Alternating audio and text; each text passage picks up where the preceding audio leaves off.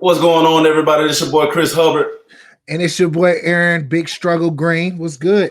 Last week on Brotherhood the Unveiling, man, we had a very, very special guest by the name of Darren Reeves, man. Came in, gave us his life, his background, his story, and really dug deep into mental health pretty much, man, and pretty much about his life. How do you feel about last week's episode? Man, it was amazing, man. We were able to unpack how becoming the breadwinner of your family and then not realizing the stresses behind it. And we was able to unpack a lot of stuff, man. I thought it was extremely important for us to get that out, man. And I'm just excited for who's next, really. This week, man, this dude right here, bro. A lot of people don't get these friends that come around a long time. And this dude here is very special, man. He was a quarterback for UAB when we were there. This is our friend, our brother, man. And his name is Jonathan Perry. Let's bring my guy on, man. What's what's happening? What's good, bro? How y'all doing, man?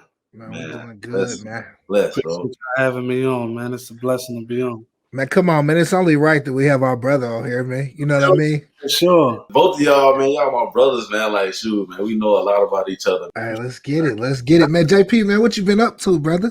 Oh, man, I've been chilling, man, trying to stay corona-free for the most part. Getting things back on with my Little League program. Took last year off with this corona stuff, but just trying to get back on, hit the ground running this year. Me and you are kind of in the same realm as far as working with the youth, man, and I definitely want to give you flowers right now and just tell you, man, I appreciate you. I don't even live in Baltimore, but me working with youth and understanding we are a key part in their life right now, you know what I mean, as they developing and growing, and it's not a lot of people that really step for them. So, man, shout out to you. Salute to you, bro. You doing major work in the world and you change your lives, man, and that's special, man. For sure, man. I appreciate you too, man. I see you got your hands on those kids in Indianapolis, man. Like you said, they need us. They need more of us too, man. So just got to continue to do our part and just keep leading the way. I applaud both of y'all for doing what y'all doing, man. It takes a lot of work. It takes a lot of education, of studying, and also being there for them. A lot of these kids don't have a father, man. So they look up to y'all in a big way. Man. For sure. For sure. Well, JP, man, tell us now that you work with these youth, tell us how you came up. You know what I mean? You was in Baltimore, and from people who've never been to Baltimore, we just hear the stuff. To be perfectly honest, man, if you've seen like The Wire and stuff and things like that, it's probably that times 2, times 3. It's a big city, small town. So, I've been able to go to Birmingham where we went to school at.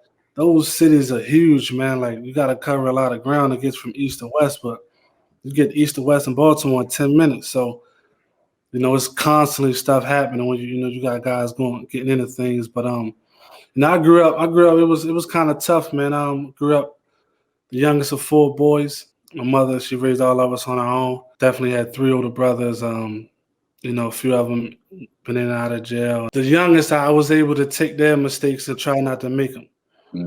Just learn from what they did. I was the only one to graduate high school, only one of my family to go to college and graduate. So it was definitely tough, man. Like you said, I started losing friends to street violence at probably about 7th grade, man. And from there, it was just downhill after that. But, luckily I was fortunate enough to play football and, go to high school and win some state championships and go to college and play Division I football. My thing now is just trying to reach back for these kids and help as many as I can. That's real, bro. That's real. Yeah. Now, people don't realize, man, what high school you went to, bro. Like, you went to a greedy high school, man. Y'all boys put in some work. It's a historic school, man. It was known for basketball in, the 80s and 70s. And guys like Skip Wise and Sam Cassell, Muggsy Bogues. But me and my guys came in, me, Tavon, a couple of us, we turned it to a football school, man, won a couple of state championships. So we were able to build on that legacy.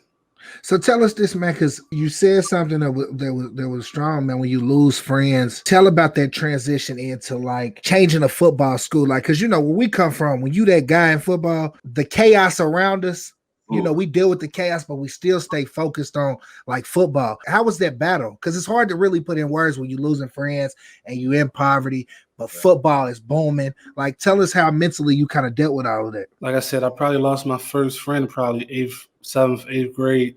Then I lost one of my real good friends. That was probably one of my best friends I probably knew probably about since I was 5.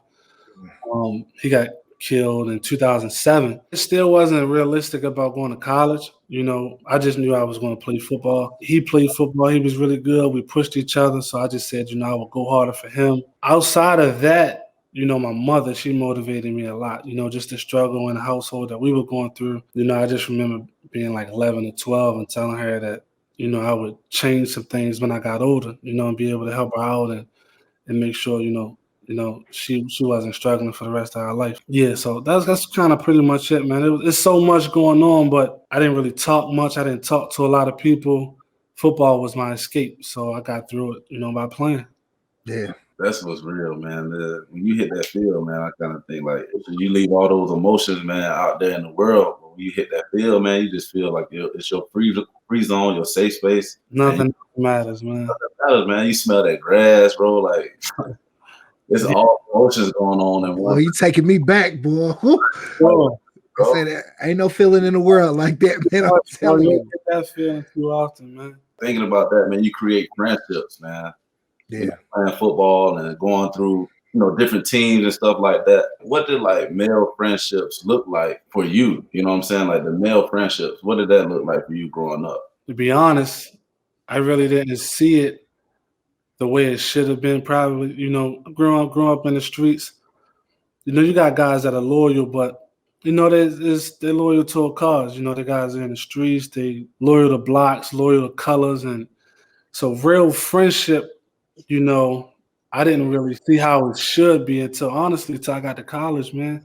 Yeah. And I remember I had a mentor by the name of Miss Sandy Sharp, man, and she told me when I got to school that, you know, I would create some relationships that'll last a lifetime. And I'm young coming out of Baltimore. I'm like, got my guys. I ain't, you know, but then, you know, you realize like, you know, like you said, you put that blood, sweat, and tears in and stuff that we went through in college, man, we put that work in and you notice like, man, this is a brother. So Yeah. like I said, we've been locked in since 2009, man. And almost everybody in our class, we still communicate. You know, that's how much stuff we put in and how much we put on the line. You know, we communicate on the levels that I think growing into adulthood, husbands, fatherhood, and things like that. I think now I'm starting to see, you know, real relationships as an adult. You don't get relationships and friendships like that, man, along the way. You start to see people veer off left and right. How is that transition, bro? Like from coming from college and then coming from off the field, what was that like for you, bro?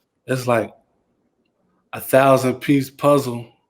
Mm-hmm. Somebody just drop it on the ground and it just scatter all over the place. When I was done playing college football, man, I was all over the place. You know, I went to a dark place, mainly because of, like I said, football was really all I had. You know, that was my escape. So when things got tough, I played football. When things weren't going right, I played football. So when that was done for me, it was like, okay, I wasn't ready for the real world. I wasn't ready for people that I thought was in my corner. Wasn't really in my corner. I wasn't ready for that. I think a lot of things happened for me the way it happened was because of the people that I thought were for me weren't. And had I got my blessing, I would have taken care of those people. And sometimes other people don't deserve their blessing based off of you. So like I said, you got to reposition yourself to receive your blessings. I started, you know, talking more, going to therapy and doing things that I didn't do to try to get my, like I said, my mental health, get into a space where, you know, I could operate and function how I should. One of the best things was, you know, starting to coach and give this game back to these kids, man. I mean, I can see how y'all experience with, but to talk about it on a mental level in college, man, college broke me, bro. Like our situation, when I walked on into that situation with it, bro, I was broken, bro. After football was over, bro, I didn't have a vision for anything. And now that I'm kind of unpacking it as an adult, it's like, I know why, because there's so much pain from that school. Like us, we come from the trenches, bro. So when I got my mindset on the NFL and you constantly have people who are supposed to uplift you, tear you down, like, you know, what do you think you're gonna make it to the NFL? I remember one time I got called into the office and they were like, oh, your Twitter name is league bound. I was like, do you really think you're league bound? And I sat in there, I was like, yeah, coach, you think I'm just doing this for my safety? If I go back home, I'm going to die. And they didn't understand that. And so it was like I was kind of trying to make them value me. And the same thing with JP. I watched you tooth and nail. I watched you put in more work than people they was putting above you, bro. And I used to feel like that's where we kind of connected, is that I saw your struggles through that, bro, and it hurt me to watch how you was getting done. What did that do to you? What was tough for me, it was because when we had the coaching change, Yeah, was nobody in the world more happier than me. And then it was like as time went on, I got benched at Ohio State game. When I got benched, we didn't even watch that film in meetings the next day because I didn't do anything to get benched. It was just it was already when I looked at the game, it was the first quarter. I had like 30, 40 yards rushing, 90 yards passing. And I had like 3 or 4 drops. And I was like 7 for 11. We were in a position that we were up 3-0, whatever the score was. But it was like, when I sat down and I watched it, I'm like, wow. It was already in motion already. Right. Yeah. Right. It was a dark place for me because I just felt like I was alone, man. I was like, even with guys that I trusted, like, you know, people that were on the staff that I put my neck out there for, and guys that were on the team that became coaches and everything. I was just like, man. What I did was I just started learning the offense more. I started learning how to play quarterback more. So yeah, that couldn't be their excuse. It had to be something else. You got it out the mud, bro. Yeah. That's been my whole life, man. It's been I don't know what's. Maybe I got a strong back or something, but You know what God said, man? He give his toughest battle to his strongest soldiers, man. Right. Man, it's crazy how resilient we are as black men. You know what I mean? I just think about the situations where we still showed up every day, even though we was beaten, we was broken down mentally. We realized that people really didn't want us there. Yeah. We came all this way and did all that, and it translates into life, man. Black men be really resilient. Like, we go through the most stuff possible, and we still gonna show up and bust our ass to make it work. And you know, it's just, and I think that is a direct reflection of where we come from. We come from the trenches, so the little stuff you trying to put me through, I've already seen worse, bro. Like, this life and death for me. I'm cut from a different cloth, and so you know, that's just, man, it's important, man.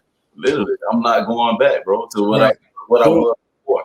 Like, that's just not what it is, man. I'm gonna either make it across this road and leave everybody there, and because I got to do what I got to do to make ends meet, bro. Yeah, yeah. And one of the things that we look at, you know, where we come from and how we grew up, a lot of things that we look at as normal, it's not really normal. Speak on that. I didn't really realize that until I got to Alabama. And, you know, I'm from Baltimore, and we average 300, 320, 330, 330 homicides a year. So you go to Birmingham where this might be 30 or 40 homicides a year. That's the month of June. Mm-hmm. So I'm at ease. I'm like, you know, okay, I'm in a good place. I get to see how people live and, you know, families, how they, you know, embrace everybody, and, you know, the Southern hospitality. That's what I started to learn was normal, man. Not being on defense all the time. My decision to go to Alabama, it saved my life. If I'd have stayed in Indianapolis, I'd probably be dead. You feel the same way? Man, yeah, or in jail. Yeah, right. I had my mind. Listen, bro, I had my mind made up. You know, I originally had, you know, a couple of bigger offers in my junior year, but I lost a lot of offers through my grades. Mm-hmm. But, you know, I had some, you know, D1 AA's, and I had like Morgan State, some local. I wanted to get as far away from home as possible. My family was tight-knit, but it was like segregated at the same time. Yeah. So I wasn't one that had a lot of support. So when it came down to making certain decisions, I made them myself. You know, it wasn't like, you know, I had a family to help me make decisions. So when I went on my visit, I went by myself. I was always a loner, but even going through those type of situations, like I said, 14, 15 hours away from home made me even more of a loner. Yeah.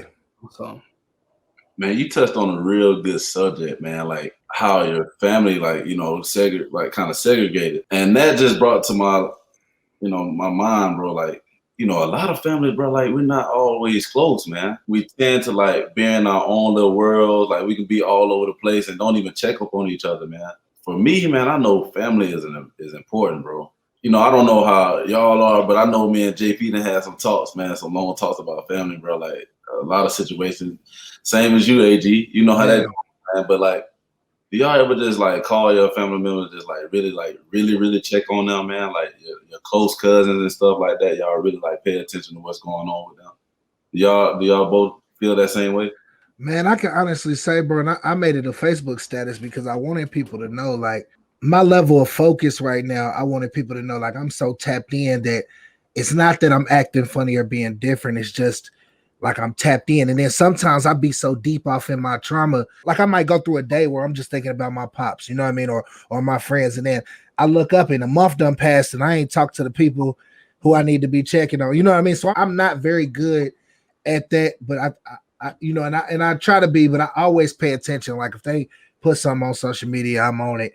If something happens and they know I'm gonna step, if you know I got to, if I see something going on, but it'd be hard, man. It really it's like a mental barrier sometimes. It is. It is. For me, no, I don't do it at all. I mean, I reach out every now and then, but you know, when you've operating for a certain way for 20, 30 years, Yeah. it is what it is. I didn't come from a household or a family of support and affection. Mm-hmm. So, you know, I probably hug my mother. You know, I love my mother. She know I love her to death. There's nothing about that. But I can count on one hand how many times I probably kissed her, how many times I actually felt embraced, and you know what I mean. So that's the type of upbringing that I had. So you know, if I'm checking on my cousin every day or every so often, they might think I'm like, well, what's wrong with him? So it's not really normal, you know. But Yeah. do I wish it was different? Yeah. When families have somebody that's not a breadwinner, but chasing that for the family, Yeah, it's important for them to feel like the family is with them regardless.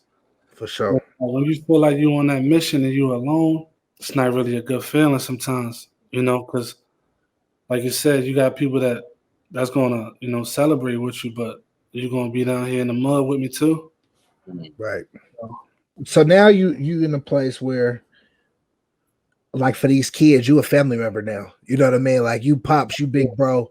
For sure. Being a football coach and a mentor, because I always say it's so much deeper than football. My daddy wasn't there, and my football coach was my daddy. You feel me? Like, what are some of the challenges that you get from the youth these days? Because this is a different generation. Like, boy, hey, they be stressing me the hell out, like for real. I didn't seen and been through it all, man. I mean, you know, one thing about them, you know, I never give up on them. So, you know, I've been coaching probably the last 5 years, 6 years.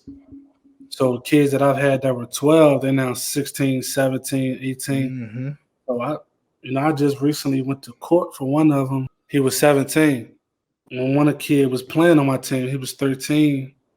And he was going to court, you know, for armed robbery charge at 13. So, and just to hear like these district attorneys or state's attorneys call these kids, you know, how do you call a 13-year-old kid a monster? How doesn't he shouldn't walk the streets by himself? He's 13 years old.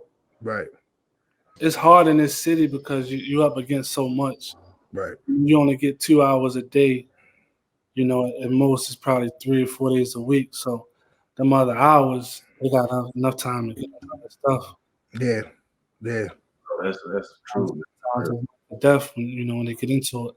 When you hearing those stories, man, of kids, their family members getting shot and like being killed and harmed, bro, how does that affect you mentally when they're coming to you, like, and digesting all this information to you? Like, how does that register for you mentally? But one thing I can say is, you know, going through it myself actually prepared me for it. So now I can, you know, kind of help them and try to steer them the right way. As kids are so different these days because, you know, a lot of parents are letting them make their own decisions. And I try to tell them, like, you know, those decisions that you allowed them to make at 12, you're going to have to live with when they're 18 and 19 if they make it that far. Facts. Facts. It's crazy, man, because it's tough hearing these situations with these kids, man, because my dad was murdered by a 17-year-old when I was 17. So I know where my mind went straight to revenge. Mhm. And so for me to sit in front of a kid and listen to these situations and not tell him that those are like, it's a normalized feeling because that's what we used to. When you come up from where we coming from, somebody take one of yours, you got to take one of theirs. And it's unfortunate. And now I'm on the other side. Now it's working with kids to prevent them from killing somebody. You know what I'm saying? And I work with like legit the worst of the worst. The kids that the city is scared of, I'm in the trenches with them. And you know, it's hard for me because football is my outlet. These kids don't have no outlet. They work with me for an hour and then go back to their situation and their circumstances. And so that hour that I done fed into them and poured into them, it goes away. You know what I mean? And so that's why like we need more of us. You know what I mean? We need more programs in any city. And I know Baltimore probably the same way, where these kids don't have clubs they could go to. They don't have different options, man. And youth violence in America is up. For So sure. it's rough, man. Not enough programs or rec centers. They're building youth detention centers. They're building placement centers. So Yeah. they're reactive instead of proactive.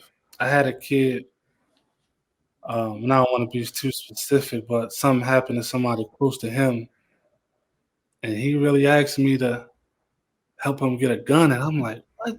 I mean, I felt, not saying good, I felt like, okay, he's super comfortable with me to ask me that.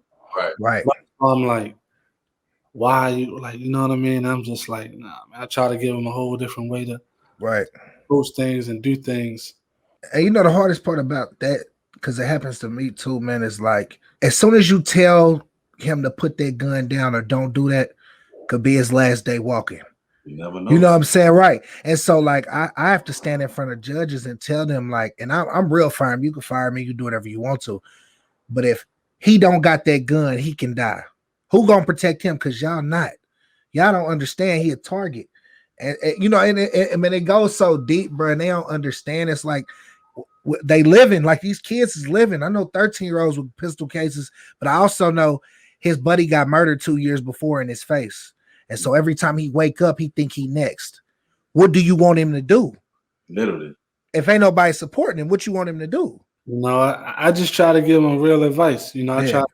Of course, my main goal is to keep him from it. Right. But I'm going to tell you what's going to happen if you choose that path, or what can possibly happen. The main thing I tell him is don't have step anything you're going to do in life. You're going to do go 100 miles an hour, protect yourself, and think. You know, whatever you're going to do, man. And, you know, the best thing to do is, you know, stay away from it all. But that's said and done, like you said.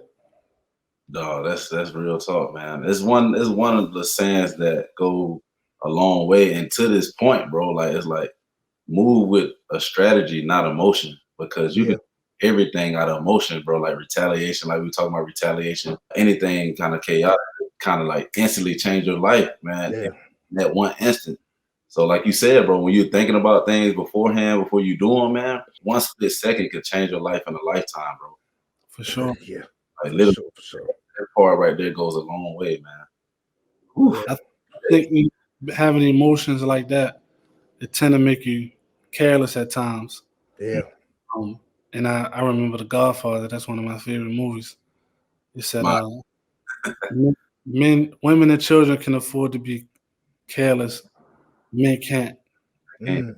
So, JP, let me ask you, man, in your field, if you got somebody listening who's thinking about getting into coaching, you know, a lot of people get in coaching for the love of the game, but they don't realize what else comes with coaching, the responsibilities.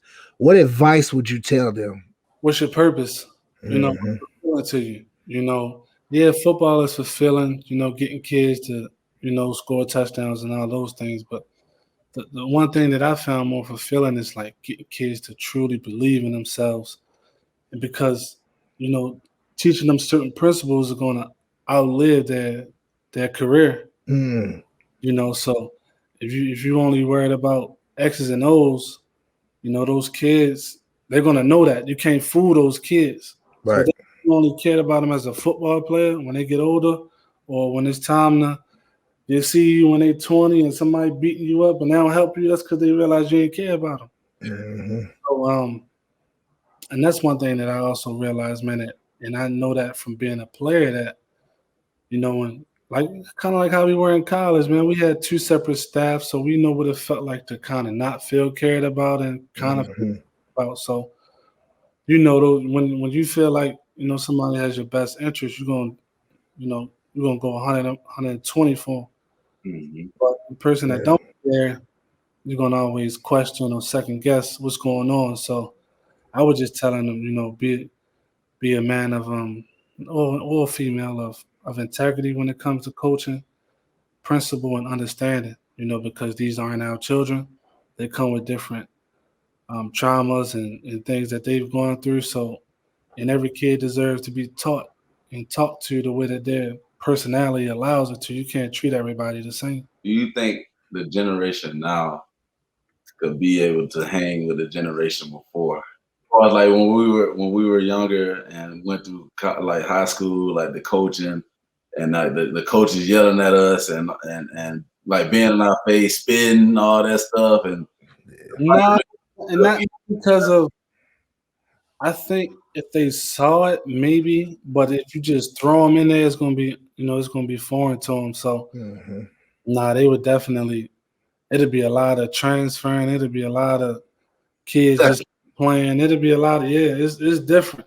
I even think about like when you just asked that question, I even think about the kids nowadays just hanging with us, like doing what we do. They're more impulsive. They really steppers in this generation. I tell everybody, if you want to see something change, piss this generation off. They're gonna show you something because we thought about what we did.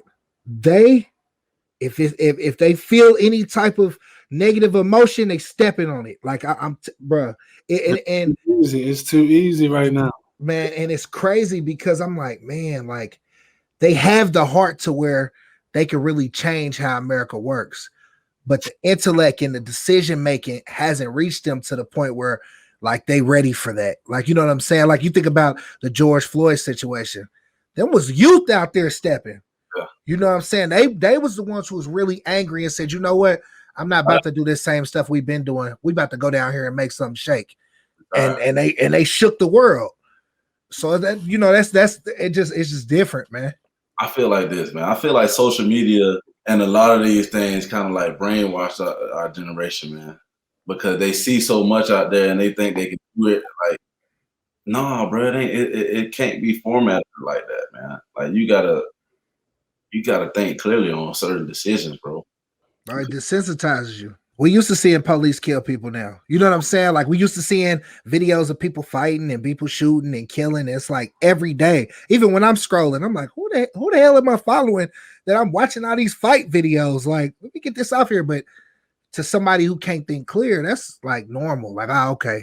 It's even more normal. That's what I think about the differences between like back in the day and like our grandmothers and grandfathers' time, bro. Like they didn't have social media going out, but I guarantee you there was lynching and all that stuff going on that was being brought upon, but you ain't hear about it like that. Like as opposed to how fast you hear like police brutality, somebody being gunned down quick like that. And black trauma is entertainment now. I realize that other people have to see stuff that encourages them, that uplifts them. I can't keep watching stuff that's gonna keep us down. We down enough. We behind enough. Yes, that's kind of like how I am. You gotta just watch what you allow into your system, into your space, man. Yeah. Even when it comes down to the police brutality stuff, too much of anything is bad for you. So Yeah. I think with social media and things, it's like when things are recorded, it's kind of we can hold you accountable now because back then it was just word of mouth. Now you can see it, and you see like some stuff don't make sense. How are you thinking you're reaching for your taser and you shoot somebody with a gun? You know what I mean? So it's things like that. You hold people accountable, but they still end up getting off. Still end up beating the case. So it's right. damn if you don't. You know what's crazy, man? Like it's harder training. Like they put barbers through so much training to get their barber license that they do a policeman to do their training. It's so easy for you to be able to get policemen like like they just handing out people like. Exactly. They need to do more of a job of like putting them through certain difficult training. Like you said, like you reaching for your taser. Man, come on, man. Like, you know, the taser is on the opposite side of your gun, bro. Like, are you serious? But like, the worst part, bro, not to cut you off, she been there 25 years, bro. She trains the police. She trains them. So you can't make that decision. You don't get that type of, you can't make a mistake and it costs somebody their life. And unfortunately, we are always the test dummies to losing our lives to that type of shit. Like, bro, you made a mistake. Oh, but he died. We can't get him back. Your mistake is out. You murdered him. You killed him. You've been in this 25 years. You can't make those mistakes. Ain't no excuse, man. There's no. You need to go to jail. I remember I got pulled over, right? And I was in West Baltimore. So they pulled me over for my windows being tinted. So one thing I do is whenever I get pulled over, before they even get to my car, my license and registration is out the window. Yeah. We don't gotta talk about nothing. You don't gotta look at my here we go. Whatever you're gonna do, just go ahead and do it. But this particular cop, he's like, "Can you roll down your back windows for me?" I'm like, "No, I'm in the car by myself. You can look through my driver window and see I'm by myself." And he's like, "Yeah, but I just want you to roll down, all your windows." And I'm like, "Well, is that a state law? I mean, is that a law, or is that something that you would like for me to do?" Mm-hmm. But no, it's not a law. It's just something I want you to do because I don't feel safe. And I said, "Well, you walked up to my car with your hand on your gun. I really don't feel safe." Mm-hmm. But no, I can't roll my windows down because I'm in the car by myself. If you're gonna write me a ticket for the window, for the tent, I know the tent's probably kind of dark. You can write me a ticket. I mean, like when you know the law, and that's what I try to encourage the kids, even the ones in my program. Listen, learn the law, learn how to talk to people. We tend to think where I'm from, if a kid is talking educated, he's talking white. No, you're talking like you got some sense. You're talking like you're educated. So when you know how to talk to people and they know that they can't just tell you anything, they're going to leave you alone. Mm-hmm. When you start to just like give them, be aggressive and do all those things, then they're going to take it somewhere else. But, when you talk to them like you got sense and you know the law, you'll get a lot further. Yeah. Or don't say nothing. And one thing I'm firm on, bro, is, and I sat down in a panel with police and they wanted to talk about things. And I said, number one, you're going to talk to me like I'm a man. We gonna talk like humans. You're not about to I'm not your child. So you're not going to talk to me and tell me I got to do whatever, especially when I know my rights. Number two, police have to stop sending people from these outside counties or cities to the hood and expecting them to do their job comfortably because they're scared. You can't be scared and do your job comfortably, especially when you come to our neighborhood. This is where we at. You can't come here and be scared and police and protect because you cannot protect what you fear. I truly believe that you can't protect what you fear. You're on defense, right? So one us walking around like we on defense, and in the streets and stuff. But when they walk around, they on defense too. They need to put those cops and walk around, make sure they know their neighborhood, bro. Mm-hmm. Know their neighborhood, man. If you know that neighborhood, you won't have any kind of problems going on. Whatever, only thing we can do is just continue to educate ourselves and know what the right thing to do. I want to know in 3 words, like, how can you describe society, like typical views on Black man? 3 words. 3 words. Misunderstood. Undervalued. Feared. Man.